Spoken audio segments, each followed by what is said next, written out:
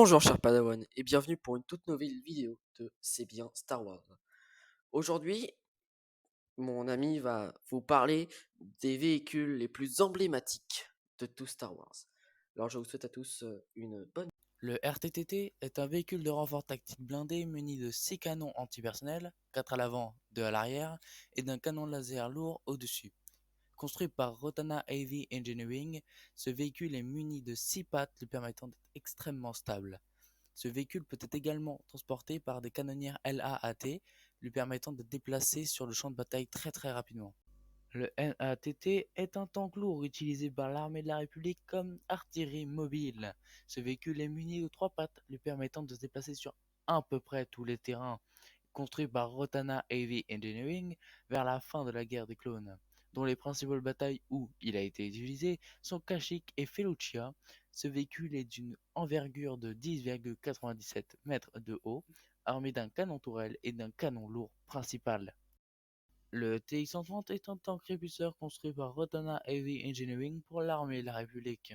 D'une hauteur de 2,30 m, une largeur de 3,06 m, d'une longueur de 8,20 m, armé d'une tourelle, d'un lance-missile et d'un double canon laser, ayant un équipage uniquement de 2 personnes, une personne contrôlant la tourelle et le reste les canons antipersonnels.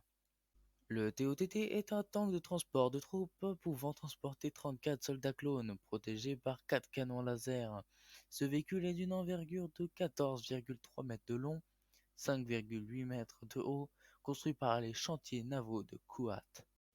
La canonnière de basse altitude Tioba, construite par Rotana Heavy Engineering pour l'armée de la République, pouvant transporter 30 soldats clones, un droïde médical ainsi qu'un véhicule de reconnaissance TRTT.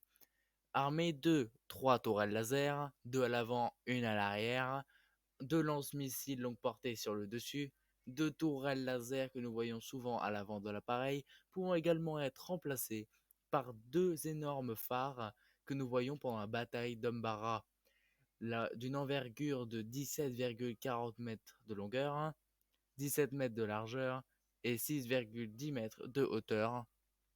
La canonnière LAAT est un transport de tank RTTT pour le terrain, d'une envergure de 17 mètres de longueur, muni de 2 canons laser construits par Rotana Heavy Engineering. Ce véhicule a un seul pilote, comparé au Tioba qui en avait 2. Le TRTT ou ATRT est un véhicule de reconnaissance de 3,2 m de haut avec un canon blaster léger.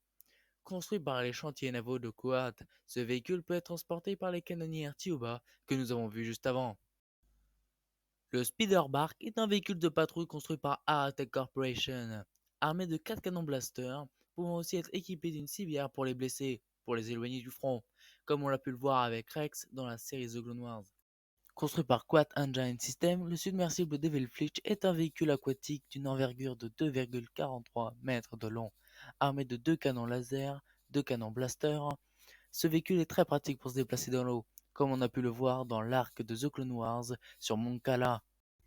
Le Juggernaut, ou aussi appelé Clone Turbotank, est un monstre de guerre blindé utilisé par l'armée de la République, plus précisément l'armée des clones. D'une envergure de 50 mètres de long et 30 mètres de haut, armé d'une tourelle à répétition rotative laser, un canon laser lourd, 2 canons antipersonnels, 2 canons laser jumelés et 2 lance-roquettes moyenne portée souvent utilisés pour taper dans le tas sur un terrain dégagé. Ce véhicule a été vu pour la première fois lors du 3e film Star Wars, plus précisément sur la plage de Kashyyyk, pendant la bataille contre les séparatistes. Ce véhicule peut contenir 300 personnes, sans compter l'équipage, et peut également contenir des speeder parks qui le permettent de le protéger plus efficacement.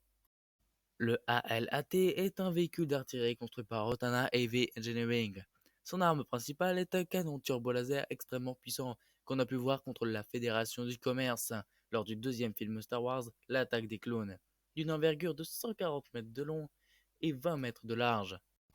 Le croiseur Jedi Venator est un navire de guerre d'une envergure de 1137 mètres de longueur, 548 de largeur et 268 mètres de haut.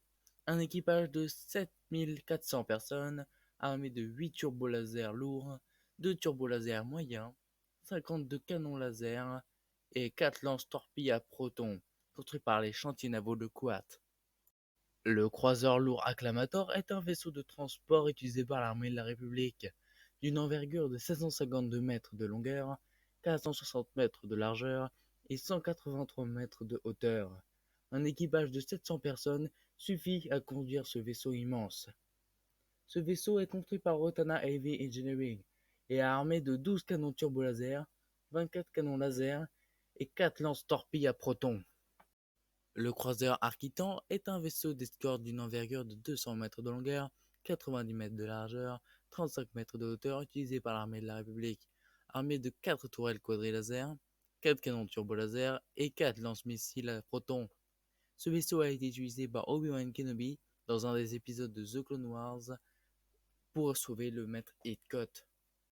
Le porteur C-70 modifié est un transport de soutien militaire armé de 5 batteries de turbolaser jumelées, des défenses de pont, avec des doubles canons laser avec un équipage seulement de 8 personnes.